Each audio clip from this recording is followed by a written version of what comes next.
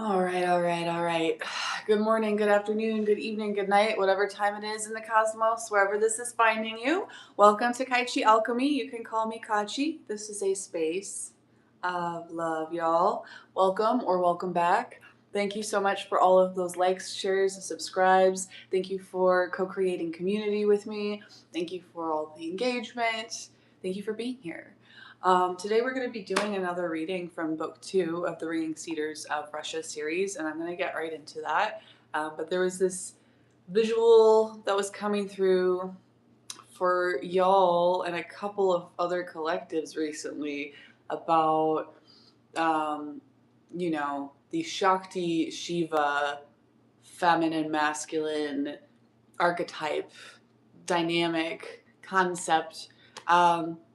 And how we oftentimes think of feminine energy in this like soft, submissive kind of manner, and we think of masculine energy as like grinding really hard and like working ourselves into the ground and stuff, which is unfortunate because both of those are very toxic versions of those energy dynamics. That is very much toxic feminine and toxic masculine energy. And most men, in my experience in the modern world, are deeply ingrained into toxic feminine energy. I mean, they're not the only ones, but like it's a big pattern I see. And most women in the modern world I see very deeply ingrained into toxic masculine energy. And so what that means is like men are entitled and emotionally manipulative. Not that women aren't emotionally manipulative, but like this is a very this is a mutation that is very common that we see over and over and over again. And so when you have a lot of men that are weak and entitled and emotionally volatile, and you have a lot of women that are hyper independent and emotionally repressed and hyper, defensive, which oftentimes is a real coping strategy, a real reaction to real trauma. And so it's not to say that there's necessarily anything evil about weak men or defensive women. That's not to say at all. Like those responses are beautiful, helpful adaptations to unexpected circumstances that our biology is not prepared to deal with. And thank goodness that we have those abilities to shift, to make things work for us a little bit better in those environments, in those times when things are not working for us. But that is just kind of to set the groundwork for this imagery, right? Because what I was seeing was the Shakti as the fire and the Shiva as the wood. Like it lives its whole life and it stays in that spot, and it grows so much in the way of resource, and it's constantly growing upon itself and constantly building upon itself, but it doesn't draw any attention to itself. And it's not doing that for any like direct purpose as far as some kind of symbiotic relationship right now in the moment. Like I'm doing this because of something else. Pardon me. A tree is just doing what it's doing, but eventually people will come down, beavers will knock it over and use it, or people will cut it down and turn it into houses, turn it into firewood. And so the feminine would be the fireplace, the fire, and the masculine would be the wood, and the wood that you feed the fire. And the masculine energy, whether it is externalized in like a relationship kind of situation, or whether it's just within yourself, the masculine energy is submissive. The masculine energy is giving first and then receiving. Giving selflessly, giving calmly, giving without entitlement, giving without expectation, giving from a pure desire to serve and to give and to submit to something beautiful. And that is what masculine energy at its core is. And so you give, and then you receive from the fire, you get the ash, you get the fertility that you add to the soil. That's what you get from that process. When you give to a mother, then eventually, generally, you will receive a child, right? But that doesn't mean that the masculine energy is receptive. Masculine and feminine energy both have a receptive and a giving energy. It's about the order. It's about the orientation. It's about the order of operations. And so this is why every person has masculine and feminine energy within us, and why it can be kind of confusing to talk about that sometimes, because sometimes you need to be in that energy that is giving first, that is ultimately submissive, but that receives so much more than you ever give, right? That is masculine energy, is to receive more than you've ever given, but to give from a pure, loving space without any expectations. And the feminine energy is to receive, to receive without guilt, to receive without shame, to receive without expectation of reciprocity, but to be filled up so much and to have in your own very nature this ability to multiply and grow and co-create with the materials that you're given and create more than the sum of those parts ever could be. So generally there should be lots of masculine energies, right? That's the village. It takes a village to raise a child. And the entire community is based around the mother. And everybody who is not the mother is feeding into the center, into the fireplace, maybe literally, where the mothers and the children and the elders and the people that are in this feminine energy go together. And everybody else is there to serve the next generation, is there to serve the co-creation and the expansion of the meaning and the purpose and the love and the power and the potential of that community. Hi, happy birthday. Hello. Hello. Oh my goodness. I missed so many. Okie dokie.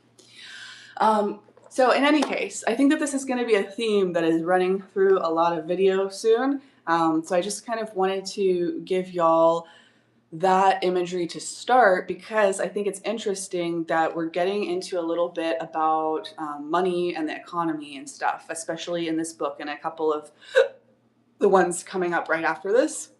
And I think that it's really important for people to understand that money is not bad and money is not the root of all evil, but systems that are extractive and not regenerative, that do not have a closed loop, that are literally pulling energy from other tribes, other systems, other people. It's a mother effer energy. It's a divide and conquer energy. It's a grape and pillage kind of energy.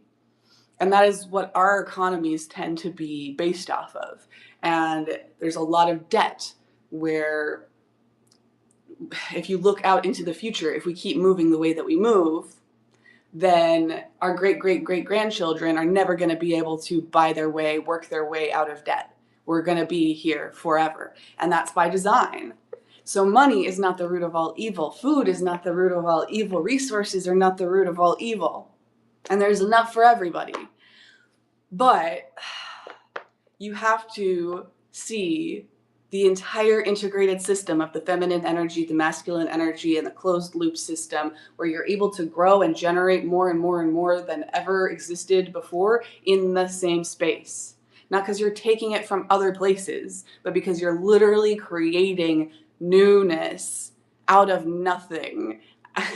And that is the nature of this universe, is that kind of multiplicity, that kind of like exponential growth. And we're not seeing that today. We're seeing very fast growth, but not that kind of exponential growth that we're really capable of. And that is because of the way that our economy works today. So that is my little spiel to introduce Money from Scratch, chapter 13. And it's only a couple of pages long, but if you'd like to grab your coffee or your tea or your knitting project or whatever, that would be an excellent idea. There's 4 followers and 4 likes right now. I just saw 4. 44s have been very, very big lately, and I think that's funny that we're also chapter 13, and that's a 1 and a 3, which is a 4. So 444 for anybody that resonates with. I'm going to clear the energy with my sound bowl before I get started here. So if you have any kind of sound sensitivities, please feel free to cover your ears or take out your earbuds at this time.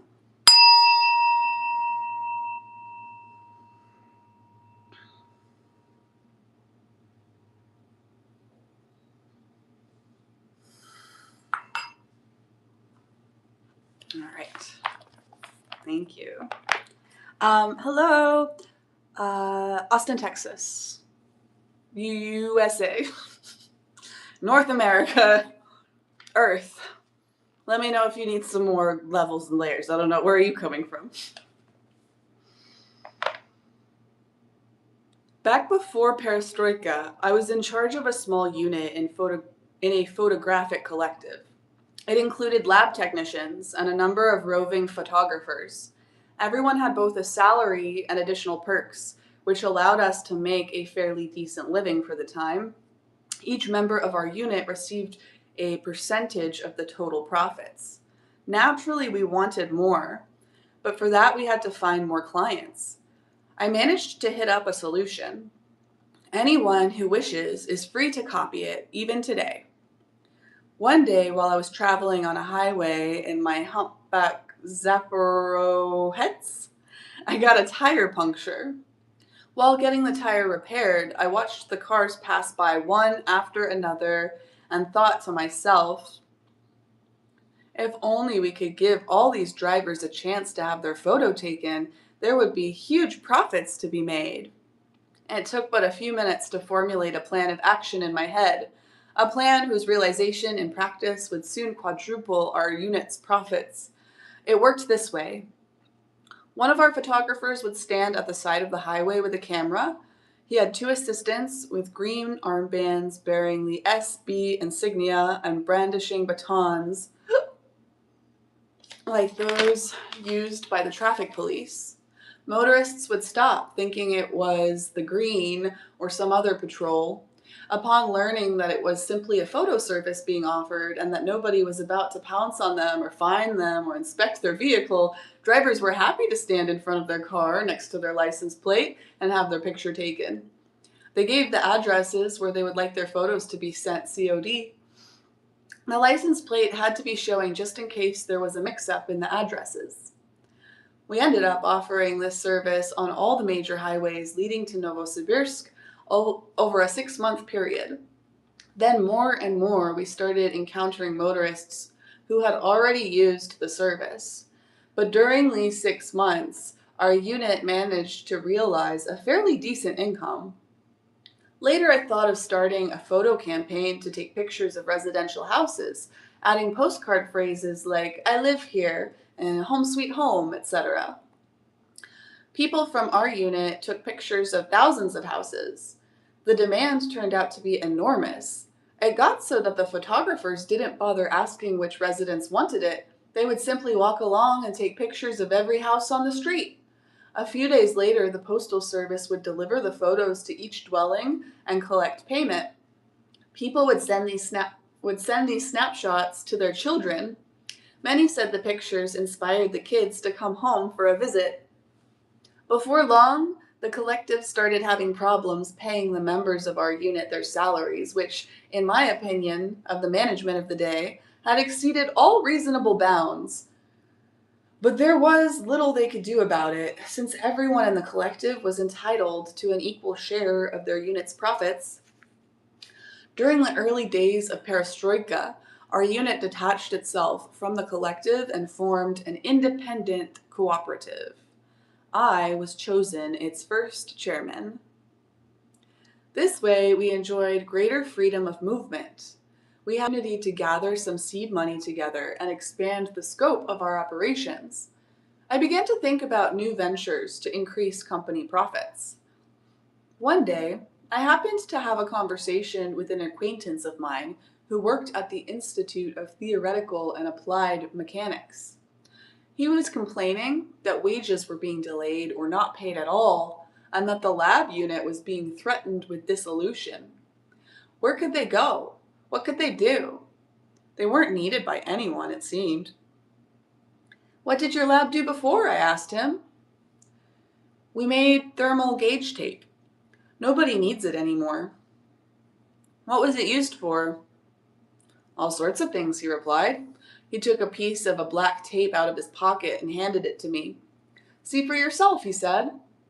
I took the piece in my hand, and all at once it turned green as I fingered it. I even threw it on the ground. "What kind of junk is that? It turns green?" "Now I've got to wash my hands," I told him, to which he replied, "Don't worry, it simply changed color from the warmth of your hand. It's supposed to react to changes in temperature.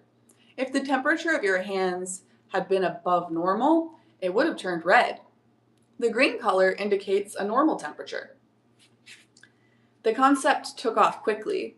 Our company began producing flat thermometers and stress indicators. A piece of the tape was stuck onto a sheet of cardboard with bright colored squares, each with a number beside it indicating degrees of temperature, and presto, a new product was born.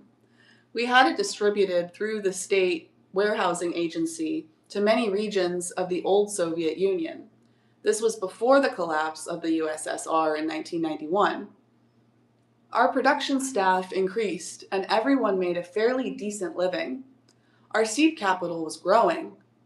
The lab also came out of the red, since a share of the profits accrued to the Institute. Our cooperative acquired new equipment along with 2 vehicles, and then something happened which gave us an incredible boost. One afternoon, I arrived at the company office and noticed both our telephones in use. My secretary was on one of them, listening and taking down notes. The other telephone was being manned by the cleaning lady. No sooner had one of the phones been hung up than it started ringing again. At one point, my secretary managed to tell me, "They've been ringing off the hook for over 2 hours already, one call after another nonstop. Everybody's asking for our thermometers and stress indicators. One fellow cursed us, calling us pre-perestroika dimwits. If we were willing to raise our prices, he said, he would buy them from us wholesale, at the higher price. They're all placing bulk orders. They're even ready to give us advanced deposits." During the early days of perestroika in our country, if you remember, there was quite a proliferation of manufactured kitsch on the market. Plastic clip-on earrings, posters, and calendars featuring semi-nude girls. Everyone snapped these things up like crazy. Against that background, what we produced looked like a super novelty. But after 6 months of production, sales suddenly took off with a bang. Something had happened, but what? It turned out that on a TV broadcast the previous night, Foreign Affairs correspondent Vladimir Svetov was commenting on how innovative the Japanese were and showed a Japanese stress indicator as an example. It looked just like ours. It was then that I realized for the first time the power of advertising and the nature of this beast called luck. Our staff began working 3 shifts a day round the clock. We hired workers to do the packing, trimming, and finishing in their own homes. Profits steadily increased. We acquired a small passenger ship. I also decided to manufacture seating equipment for independent farmers. I even chartered a large cruise ship to organize business tours and trade expeditions to the regions of the Russian far north. Maybe that's how he ended up there, right? And next we're going to be reading chapter 14, A Destructive Force. Probably not right away because we've got that Virgo reading coming up. I think we're going to get into some extended tarot and stuff. But after that, we also have Herbalife entrepreneurs. So if that happens to be personally relevant for you for some reason, cool. I don't have a whole lot of cards accessible to me where I'm at right now. So I am going to grab a Pocket Animal Spirit card for y'all from this Oracle deck by Kim Kranz and see whether or not this Oracle message is aligned with the collective message at the beginning or the chapter reading that we've done today. Freya, Folly, Michael, Mary, please be here with me now. Please allow me to see. Please allow me to channel for the collective a message in alignment with their greatest and highest good, balanced with that of the collective at large. Please and thank you, thank you, thank you. Weren't we just talking about beavers before I started the chapter? That's funny. Okay, so that's a water card, I believe. Yeah, no. Yeah. And then a stingray. This is very much reminding me of that Capricorn, the very first Capricorn zodiac reading that I ever did before. But then this main one that came out for y'all is moth. So I'm going to read from the guidebook directly and see what this message is for y'all. These recommendations may be a little bit more relevant to you if you happen to be an air sign or have prominent air placements in your chart, but it doesn't have to be necessarily. Okay, so we have air on page 27. Oh, I see. That's just talking about air. Well, let me read that since I was drawn to that page first. Creatures of the sky. Birds. Birds. Okay, the creature of the air element moves quickly and decisively. They are known to see more than others, and this can lead to powerful and discerning qualities. Air creatures love movement and mobility, but the speed at which they move often leaves them ungrounded. Several air cards indicate too much movement and not enough earth. Some people describe this as living in the head rather than the body. It's difficult to make big decisions or remember our greater purpose when we lose our groundedness. So do whatever you must to reconnect to the physical realm. Slow walks in nature will help you get your feet back on the ground. And that's interesting because literally we got every element besides earth here. So definitely a potential lack of grounding. The message at the beginning was all about money. And this chapter was all about the economy. In a general sense, a different time in a different place in a different culture, very different situation. But money is all about earth. Money is the earth element. Before we had our twisted, distorted idea and understanding of money that we have today, money was the currency. Money was the salt. Money was the food. Money was the seeds. Money was the things that have value. So it would be very useful for you to remember the energy of money in the element that it comes directly from, so that you can discern what is real and what is not real in the world of resource economy, in your world. And I think it'll help you navigate that in a more effective kind of way. Whoa. I didn't realize I had opened directly to the moth page. Cool. There we are. So I'm going to read directly from the guidebook here. And the keywords for the moth are impulsive, hasty, wishful. So you need to get grounded. You need to put your feet literally in the dirt. You need to touch some grass if this message is resonating for you. And it also says, The moth is sure the grass is greener on the other side. Moth energy is at play when we're attracted to easy solutions or anything shiny and new. This can lead to unfinished projects, disappointment, or burnout. It's helpful to remind moth personalities that life is complex. No matter the illusion, no one is exempt from the trials and tribulations of this great journey. Practice seeing life as an infinite mystery rather than wishing it was easier or different. When in balance, enthusiastic and whimsical. When out of balance, idealizes others and is jittery. To bring into balance, finish a project.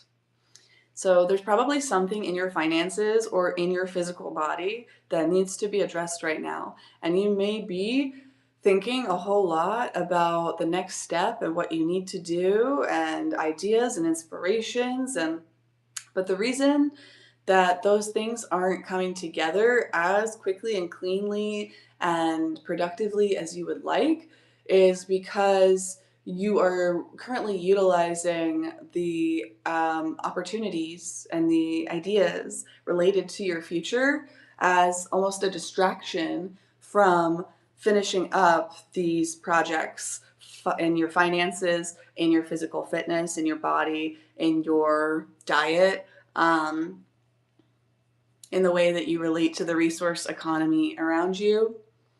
And so whimsy is a very helpful thing for you. Checking the ways that you idealize others could be very useful. And just as far as finding this balanced, not overly enthusiastic and not jittery kind of energy, you already have the inspiration, you already have the opportunities, you already have the ideas, you already have this drive. So you don't need to fight it, you don't need to generate that, it's there. You just need to be focusing on grounding yourself. Finish a project. Pay off a loan. Uh, go see your doctor, restock your cupboard. Like, these are the kinds of things that are going to help open up more opportunities for you in your community, in your communication, in your education, in your exploration of the world, in your exploration of, new adventures and new opportunities. And those new adventures and those new opportunities are there waiting for you right now. And they want you to move forward. But in order to move forward, you have to draw the bow back first. So draw the bow back first. Pay off a loan. Restock your cupboard. Go to the doctor. Take a day off. Go to bed early. Take a bath. You know what I mean? All right. Hey, Miles, what's up? I do have to head to work right now. So, thank you guys so much for your patience. I very much felt this new moon energy speaking loudly to me, even though I had very specific plans about how I wanted the last couple of days to go.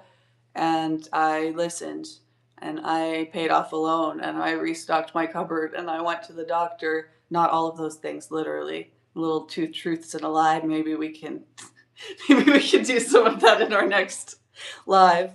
And in the last video, I think I was talking about like locking yourself into your room and turning off all the lights and unplugging everything. Did that too. So to move forward in truth and tenacity, you have to draw the bow back and know that you're aligned, so that you're actually going to hit the target that you want. And you're not just trying to fling yourself forward to get away from where you are now, to just get somewhere new. Because that new place could be a lot worse off than where you are now, believe it or not. And you do have the time and the stamina and the ability to take things slowly, step by step, in the right order of operations, so that when you get to that target, you are grateful that you made that journey. Yeah. Ooh, yes, eat all the garlic. You ever just like stuff a whole raw garlic clove in a piece of bread, just down it I mean, you could do it any which way. My grandmother will just like take a bite out of an onion like an apple. Get that allium magic in you.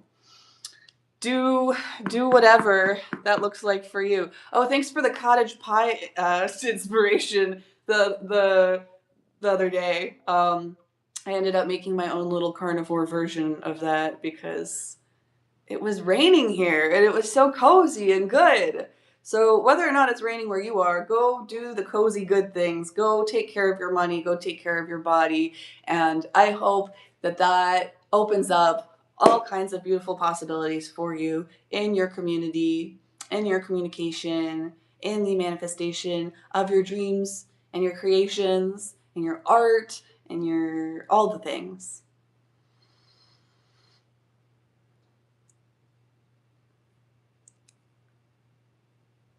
Oh, you're undressing your garlics? Yes, that's good as well. All food is medicine. Plants, animals, raw, cooked. It's everything. Just like messages. It's all about the time and the place and the person and the circumstances. So as always, I encourage you to connect in with your own discernment and your own intuition and your own ability to judge and decide what you need in every moment. But I hope that some of the things that I offered today and over the past year have been useful for some of y'all. And yeah, I will check in with you guys real soon, maybe even again tonight since I took the day off yesterday, but no promises. Just again, listening, slowing down, listening. You can do it. Love, light, peace, and personal responsibility. I will see y'all next time.